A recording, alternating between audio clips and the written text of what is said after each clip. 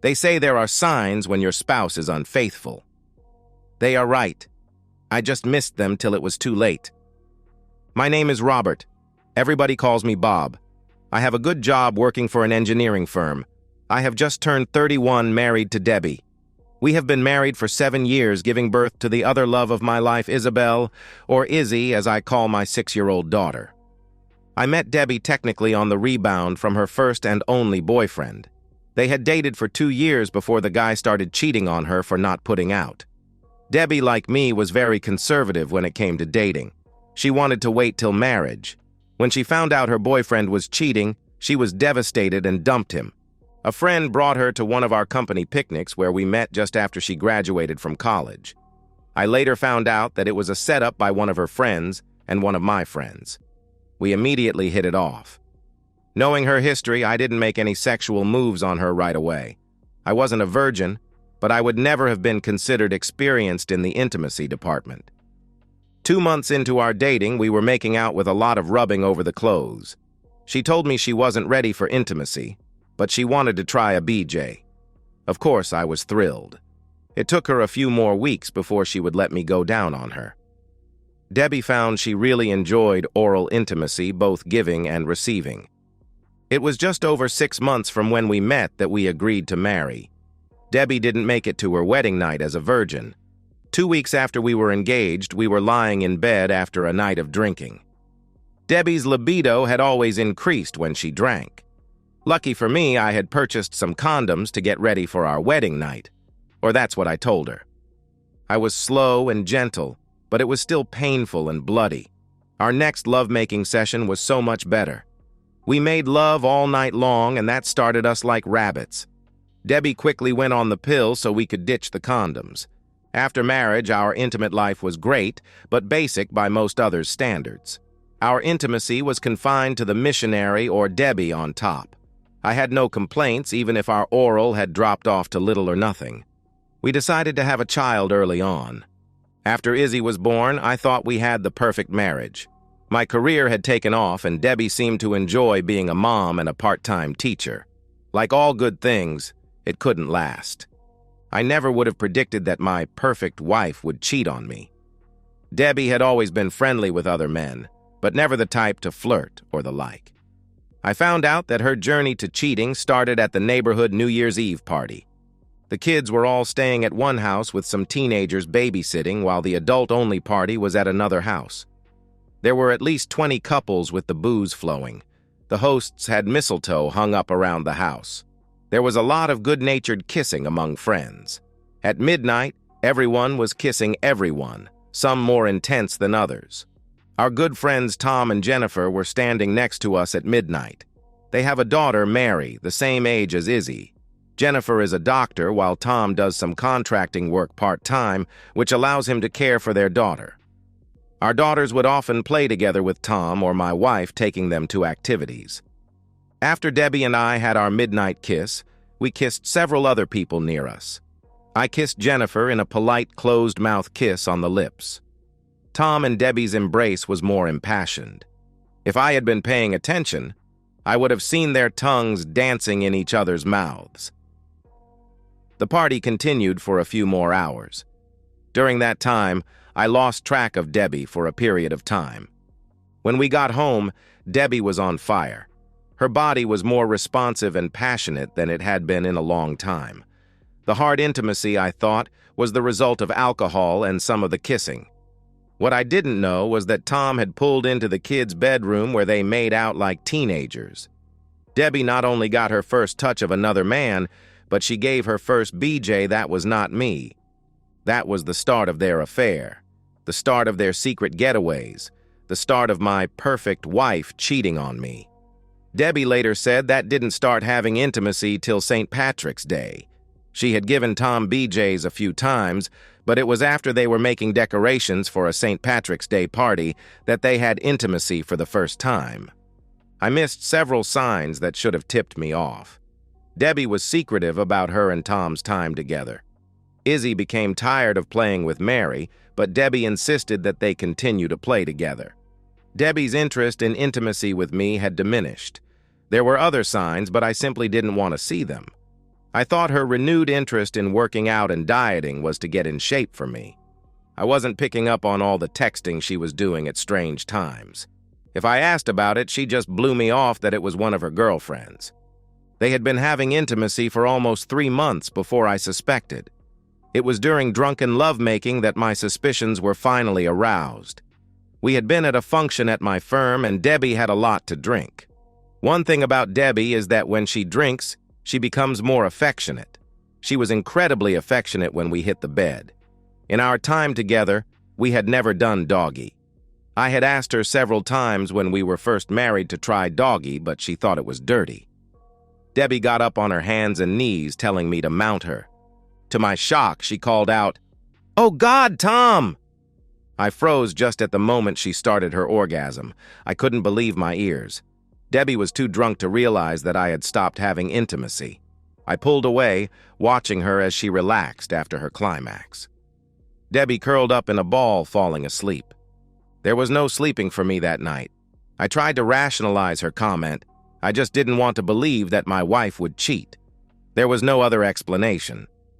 I was thinking about all the time that she and Tom spent together. The next morning, I simply asked her about having doggy, and that we had never done that before. The look on her face confirmed something was up. Her face went pale before she blamed the alcohol, but the stammering and the look of panic on her face told me she was lying. I did some research on how to tell if your spouse is cheating on you. One of the first suggestions was to check the spouse's phone and email. I shouldn't have been surprised that when I checked her phone when she was in the shower that it was password protected. We both had passwords on our phones, but we both knew each other's, or did. The password I put in that I thought was hers didn't work. I thought through the other signs that included diminished intimacy in bed. We certainly had that, but I blamed myself for the long hours I was putting in at work. The site I looked at said to watch the laundry. If your sheets were being changed more often and laundered more often, there might be a reason that more activity is happening on them than you know. It wasn't our sheets, but I had noticed that the guest room sheets were in the laundry quite often. We always did laundry on Sundays. In the hamper, I found sheets from the guest bed. The smell of semen was faint but unmistakable. I didn't want to believe it, but everything was pointing to my wife cheating on me. I tried to convince myself that I misheard her or it was just a drunken fantasy. My logical suspect, of course, was Tom. They spent a lot of time together, and it was his name she called out. The Memorial Day neighborhood party was 2 days away. Tom and his family would be there. I was going to watch for any signs of cheating, hoping that I was just overreacting. It was the annual party at the clubhouse to celebrate the opening of the pool. The kids were playing, and everyone was having a good time, except me. I was watching Debbie and Tom's every move, trying not to be obvious. I thought it was just my imagination projecting what I wanted, or didn't want, to see between the two. There were constant looks between the two, each time checking to see if Jennifer or I were watching. Twice my wife scurried off, saying she had to go to the bathroom. Not surprisingly, Tom waited a minute and announced he had to pee. The third time, I discreetly followed. I watched as Tom walked right past the bathrooms, going into the utility closet. I snuck up, standing next to the door where no one could see me. The door had vents in the bottom that allowed me to hear what was going on inside. At first, I just heard muffled moans. It was Tom's voice I heard telling my wife how much he needed her and couldn't wait any longer. There was more rustling when I heard my wife's voice for the first time, confirming my fears that she was in there. "Tom, I want you too. But we can't have intimacy here.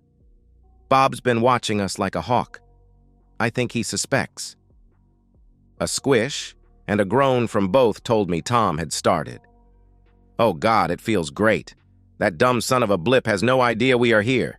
It's his and Jen's fault anyway. If they are going to be too busy with their work to satisfy us, they deserve for us to be having intimacy," he answered.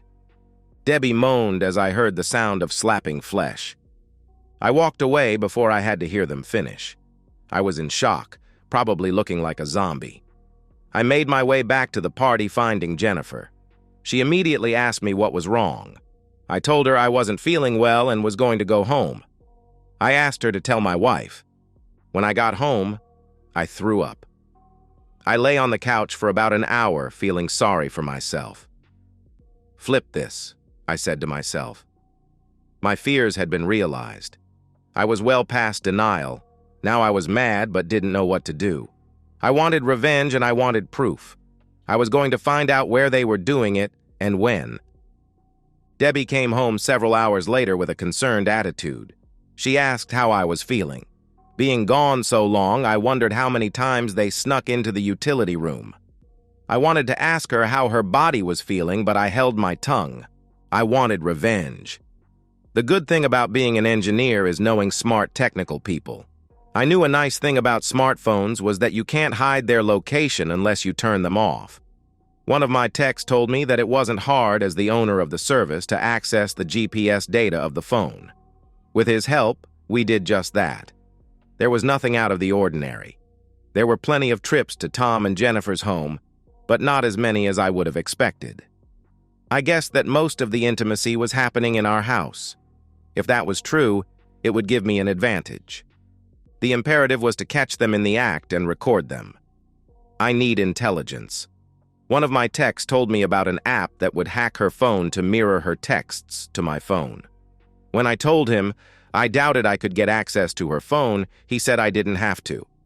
All I had to do was send her an email with the embedded program. The tech grabbed my phone and had it programmed in minutes. All you have to do is hit send, and when she opens the email, you will have everything she is texting. Without hesitation, I hit send. Next, I had to figure out a way to record them in the act. My tech laughed at me. That's easy.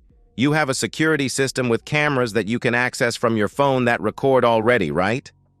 Yeah, but all the cameras are outside, I replied. We can add wireless cameras that also record sound anywhere and everywhere we want. We can go to lunch and pick them up. I'll need an hour to install them. I had the perfect opportunity. Izzy was starting dance camp on Wednesday, and so was Mary.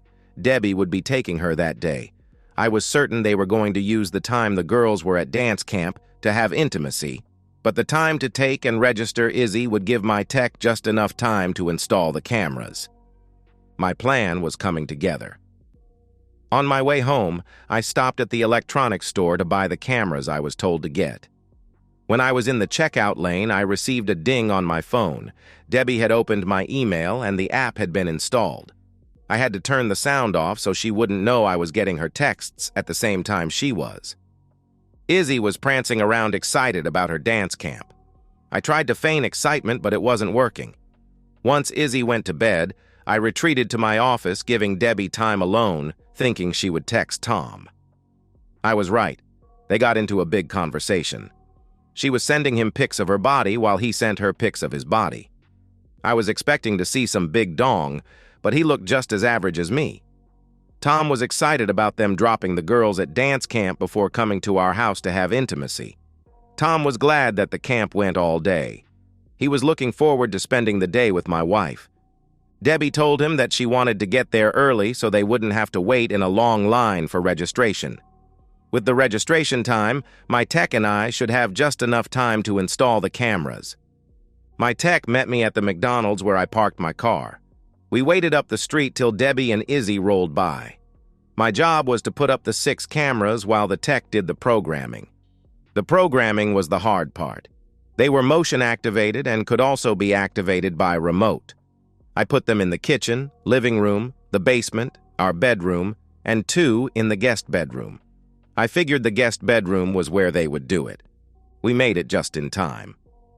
I watched on my phone as 2 cars pulled into the driveway. When I got back to the office, I tried to pull out my phone to see if they were having intimacy. I couldn't do it. I would have to wait till I got home. The key to making the plan work was for me to keep my cool.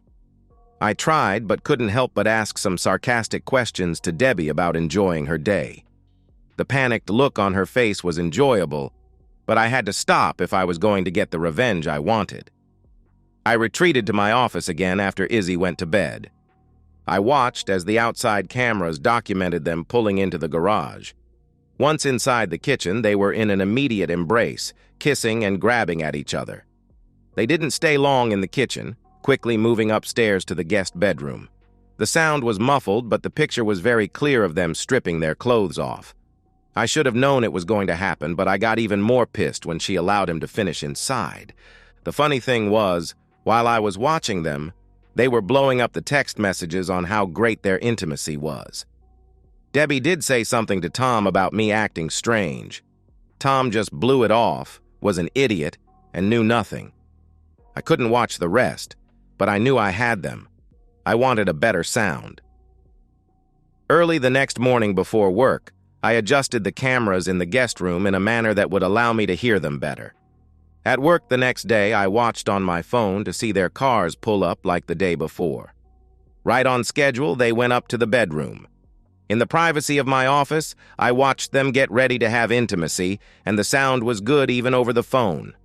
I knew I had gone a little too far with my sarcasm, and Debbie was on edge. "I tell you he knows something. I can tell," Debbie said.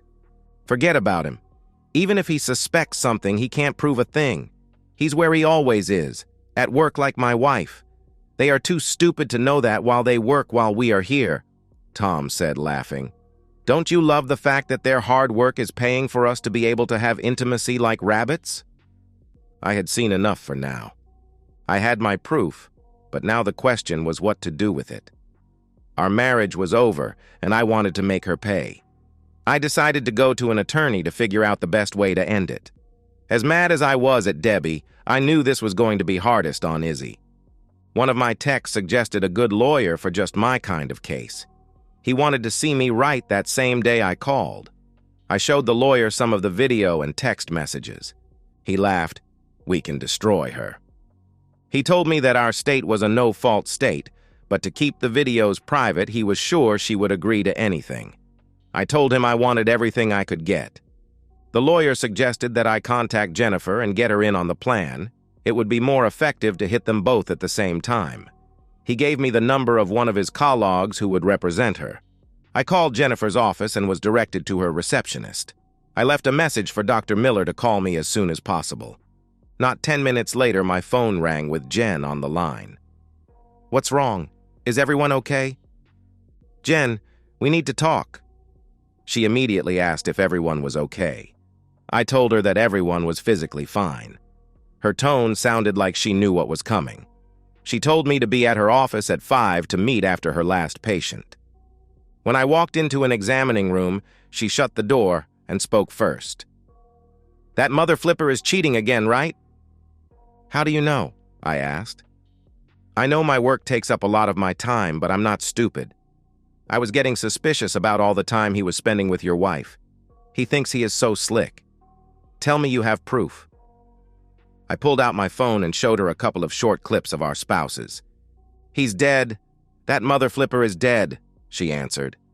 "The way you said that, I take it this is not his first time," I asked. Jen took a deep breath. "First, second, or third? After the last time, I told him no more or it was the end. My lawyer drew up an agreement that if he cheats again, he forfeits any claim to our marital assets." "Doesn't sound like you need the lawyer mine recommended," I replied. Jen smiled. "No, but I will have mine contact yours so we can make a coordinated attack." I told her all the evidence I had, including texts and video. She loved how I tapped into Debbie's phone and recorded their intimacy. As painful as it was going to be, she suggested that we collect another week or two of evidence before we act. Jennifer assumed correctly that I was seeking a divorce, given I had already consulted an attorney. We swapped cell numbers, and I gave her my lawyer's contact information. I barely got in the car when Jennifer called me. She had called her attorney, who would need 2 weeks to prepare to properly destroy Tom. I guess being intimate so much during the week, they need the weekend to rest. According to their texts, Debbie wanted to take the weekend off so she didn't arouse my suspicions any further. They planned to resume their plans come Monday. Sunday night, Jennifer texted me that she needed to talk to me. I was afraid there might be a problem or she was having second thoughts. I shut the door to my office and called her. The plan was still on, but she said she wanted to remind me to play it cool, and she curiously said under no circumstances should I have intimacy with my wife. She also said I shouldn't kiss her either. That was not a problem. I was disgusted by being near her anymore. When I got finished with the call, I noticed that Tom had texted Debbie some more pics of his body. He was excited that with the girls in dance camp all week, they would have the camp all week. Their routine was the same every day. Drop the girls off, go back to our house, and have intimacy. It was hard watching them mingle every day. It was even harder listening to him brag about what a good guy he was. Debbie rarely said anything, but one day she did say that she was finally getting enough intimacy to satisfy her needs. Jennifer asked me to meet her for lunch on Friday. She wanted to go over the plan. She had met with her lawyer and everything should be in place by the end of next week. Her lawyer had talked to mine. The plan was to hit them at the same time. Have divorce paperwork ready for them to sign with the threat that if they didn't, the videos would go viral. Jen again warned me not to have intimacy with Debbie. I told her there was no need to tell me that. I had no interest in even touching her. I asked her why, and she said it would send the wrong message to Debbie. That weekend, Debbie slept in most of Saturday morning till afternoon. She said she wasn't feeling well and didn't exactly look well. According to some texts between Tom and Debbie, Tom wasn't feeling well either. On Sunday night, Debbie told Tom that she wanted to rest on Monday, and maybe they could get together on Tuesday or Wednesday. On Wednesday, once at work, I pulled out my phone to watch the cameras. Right on time, Tom showed up. Even though they didn't feel well, they were going to try to have intimacy. They both got naked, but I noticed Tom wasn't excited. I heard Debbie say, "I'm not sure I can do this, I'm not in the mood." Thursday morning, Debbie said she was feeling a little better but was walking funny. I watched intently from my office when Tom showed up at the house. Debbie stopped him in the kitchen. "We can't have intimacy today. My body is on fire and I'm very dry." Tom didn't argue. "I don't think I could anyway. My body is screaming in pain and I don't think I can get it up. I don't know what is going on." They talked for a while till Debbie accused him of giving her an STD. Tom got defensive and left. I called Jennifer, who didn't act surprised or concerned when told her about their illness. We finalized the plans to confront our spouses on Friday. The kids had their final dance class with a little performance. Their grandparents were attending, and we had planned on going with them for the weekend. This wasn't unusual, so neither Debbie nor Tom were suspicious. Jennifer told me that she had notified the police to be outside when she confronted Tom. She feared that Tom would get violent when she showed him the evidence. He had in the past.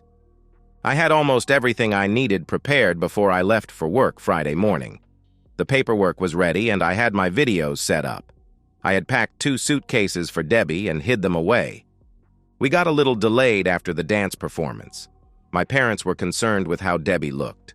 We stood there and talked for over half an hour while Jennifer and Tom left right away.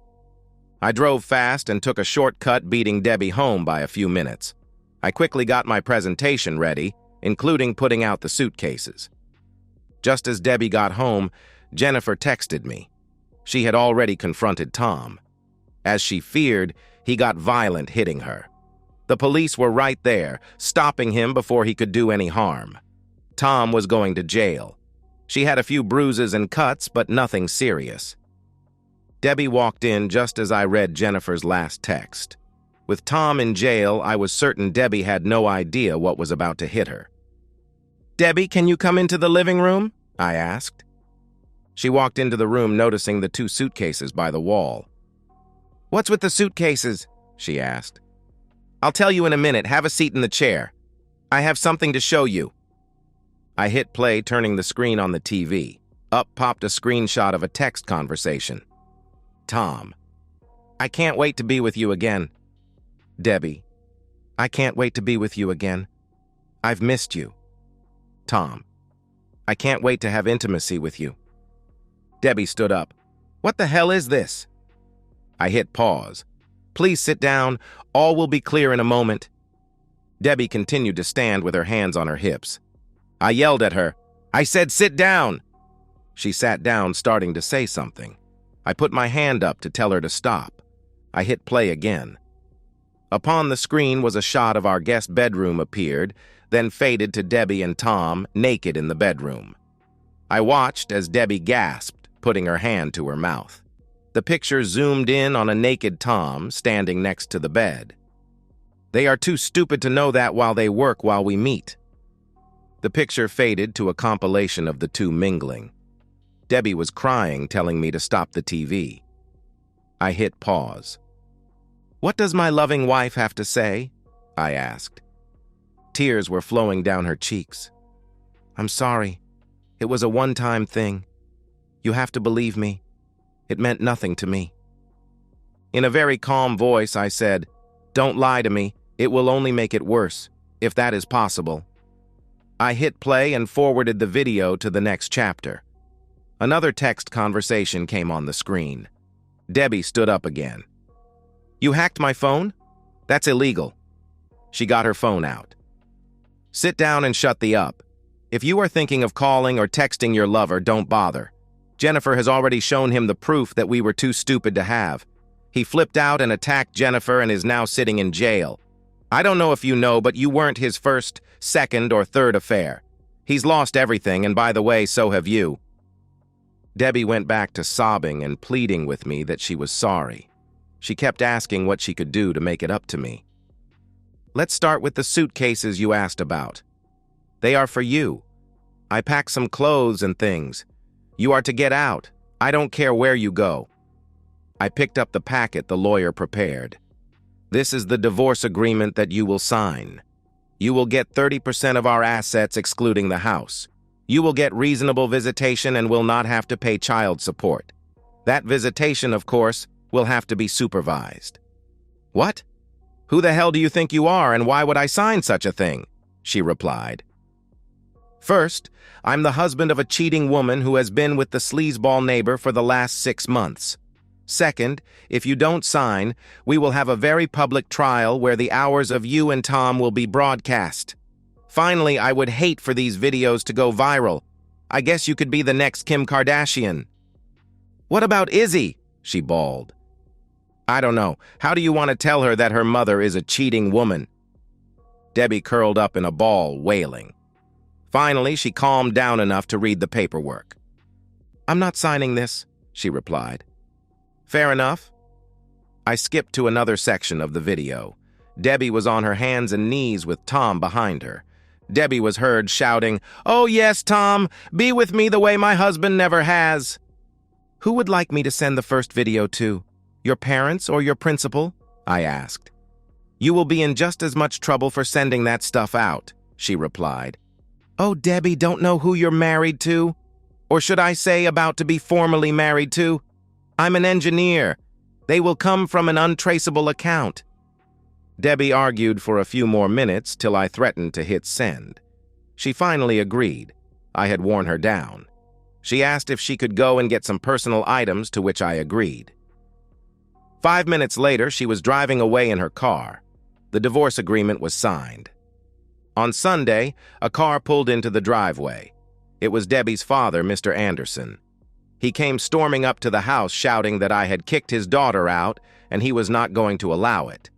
He said that his daughter had told him about the phony divorce agreement I made her sign. He was going to get it disallowed.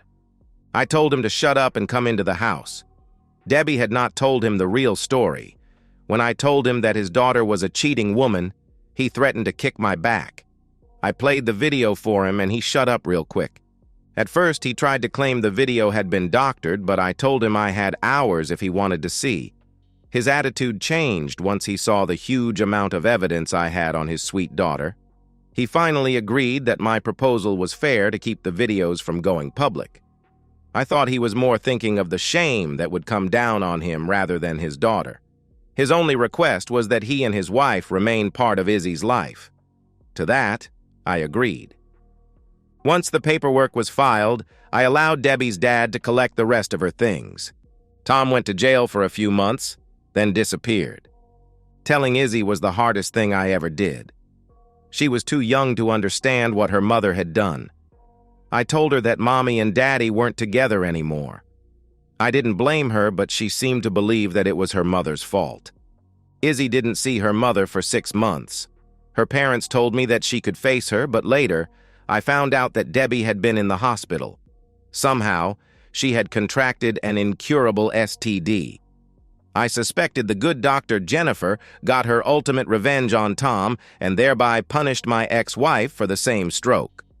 The doctors were able to get the rash under control, but it was highly contagious and not curable.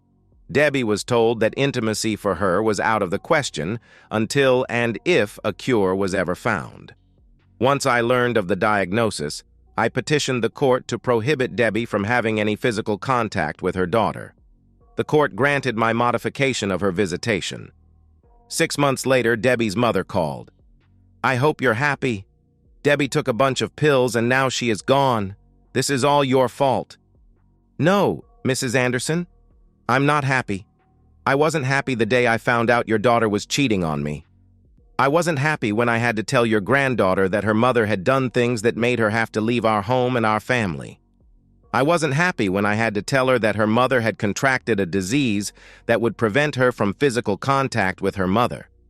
So, no, Mrs. Anderson, I'm not happy that I'm going to have to tell my daughter that her mother made such a complete mess of her life that she killed herself.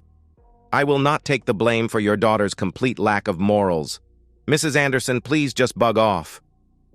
I didn't see Jennifer after Debbie's funeral. She and Mary moved away.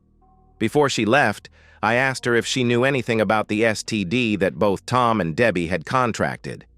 She looked me in the eyes. That's a question you don't want to ask. And so, we've reached the end of today's story. Was it what you expected, or did it take a twist you didn't see coming? I'm curious to hear your thoughts. Share them in the comments below, and let's get a conversation going. If this story kept you hooked, make sure to hit that like button. And if you're new here or just haven't subscribed yet, now's the perfect time to join our community. I bring you fresh, captivating stories every day, so click that subscribe button and turn on notifications so you never miss out. Thanks for watching, and I'll see you in the next one.